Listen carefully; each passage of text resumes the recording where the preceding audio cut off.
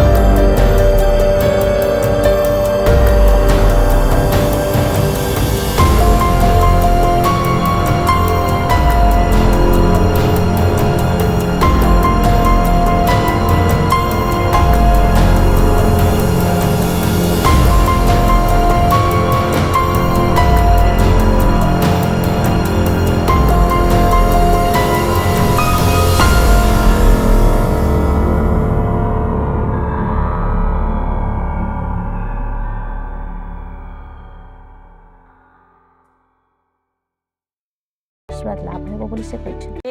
ଦେଖିଲି ଆମର ବାବୁ ଜଣେ ଛୋଟ ଚାହା ଦୋକାନ ଏବଂ ପାନ ଦୋକାନ କରିଛନ୍ତି। ସେ ଦୋକାନ ସାମ୍ନାରେ ବହୁତ ଭିଡ଼ ରହିଛି। ମୁଁ ଦେଖିବାକୁ ପାଇଲି ଯେ ବହୁତ ଲୋକ ଦହି ସରବତ ପିଉଛନ୍ତି, ପାଣି ପିଉଛନ୍ତି।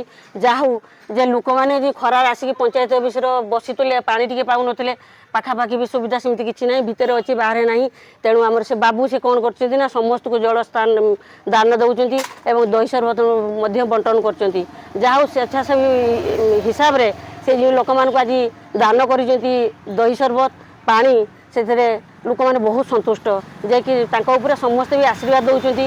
ଯାହା ହଉ ଛୋଟ ଦୋକାନ କରିକି ମଧ୍ୟ ସିଏ ଆମମାନଙ୍କୁ ଦହି ସରବତ ଦାନ କରୁଛନ୍ତି। ମାନେ ରାସ୍ତାରୁ ଲୋକ ଯାଉଥିବା ସମୟରେ ବି ସିଏ ଗାଡ଼ି ଅଥଚ ସାଇକେଲର ଲୋକ ଯାଉଥିବା ସମୟରେ ବି ସେ ହାତ ଠାରି ଡାକିକି ଆଣିକି ପହଞ୍ଚାଉଛନ୍ତି, ଆଜ୍ଞା ଆସନ୍ତୁ ଟିକେ ଦହି ସରବତ ପିଇଯିବେ। କାହିଁକିନା ବହୁତ ଖରା ହେଉଛୁ, ମୁଣ୍ଡ ଘୁରୋଇବ, ଟିକେ ଦହି ସରବତ ଖାଇଲେ ଦେହର ଟିକେ ଏନର୍ଜି ବଢ଼ିବ। ସତରେ ତାଙ୍କର ଏହି ନିଆରା ଉଦ୍ୟମ ସାଧାରଣରେ ଚର୍ଚ୍ଚା ହୋଇଥିବା ବେଳେ ବ୍ଲକ କାର୍ଯ୍ୟାଳୟ ହେତୁ ବାଟରେ ଯାଉଥିବା ଲୋକେ ତାଙ୍କର ହାତ ତିଆରି ଦହି ସରବତ ଏବଂ ଥଣ୍ଡା ପାଣି ପିଇ ନିଜର ତୃଷ୍ଣାକୁ ମେଣ୍ଟାଉଥିବା ସାଧାରଣ ଲୋକେ କହିଛନ୍ତି।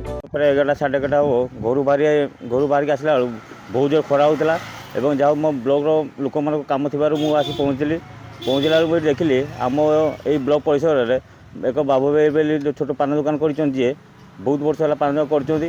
କିନ୍ତୁ ଯାହା ହଉ ଆଜି ମୁଁ ହଠାତ୍ ଦେଖିଲା ବେଳକୁ ତାଙ୍କ ପାନ ଦୋକାନ ଗହଳି ଅଛି। ସେ ମଧ୍ୟ ମୋତେ ପଛରେ ଡାକିଲେ, ମୁଁ ବି ଯାଇକି ଦେଖିଲି କ'ଣ ପାଇଁ ଏତେ ଗହଳି ହେଇଛି। ଯାହା ଆଜି ତାଙ୍କର ନିଜ ପ୍ରୟାସରେ ନିଜ ଅର୍ଥରେ ଏଇ ଯେଉଁ ଲୋକମାନଙ୍କୁ ଦହି ସରବତ କରି ଦେଉଛନ୍ତି, ମୋତେ ବହୁତ ଖୁସି ଲାଗିଲା। ଆଉ ମୁଁ ମଧ୍ୟ ବି ସେଠି ତାଙ୍କ ଦହି ସରବତ ପିଇଥିଲି ଏବଂ ମୁଁ ବି ଯାଉ ଖରାରୁ ଆସିଲି, ମୋତେ ବହୁତ ଆରାମ ଲାଗିଥିଲା। ମୁଁ ବି ଆଶା କରୁଛି ଲୋକମାନେ ବି ବହୁତ ଆରାମ ପାଉଥିବେ। ଆଉ ଏଇଭଳି ବାବୁ ଭାଇଙ୍କର ଏଇ ଛୋଟ ଛୋଟ ପ୍ରୟାସ ଯୋଗୁଁ ଲୋକମାନେ ଏଇ ଖରାରେ ଯେଉଁ ଆସି ବ୍ଲକରେ ଯେଉଁ କାମ କରତେ ଆସୁଛନ୍ତି, ଖରା ତରାରେ ଆସିବା ତାଙ୍କୁ ବି ବହୁତ କଷ୍ଟ ଅନୁଭବ କରୁଥିବ। ଯାହା ହଉ ଏଇ ଯେଉଁ ଟିକେ ଯେଉଁ ତାଙ୍କର ଅର୍ଥରୁ ଯେଉଁ ଏଇ ପ୍ରୟାସ କରିଛନ୍ତି, ସେମାନେ ଏଇ ପାନୀୟ ଜଳ ପିଇକି ବହୁତ ଆନନ୍ଦିତ ହେଉଥିବେ ଏବଂ ଖରା ଜଳ ରକ୍ଷା ପାଉଥିବେ। ଗ୍ରୀଷ୍ମ ତାତି ନ କମିବା ଯାଏ ତାଙ୍କର ଏଭଳି ପ୍ରୟାସ ଜାରି ରହିବ ବୋଲି ସେ କହିଛନ୍ତି। ଦୀପକ ମିଶ୍ରଙ୍କ ରିପୋର୍ଟ, ରିପୋର୍ଟର୍ସ ଟୁଡେ।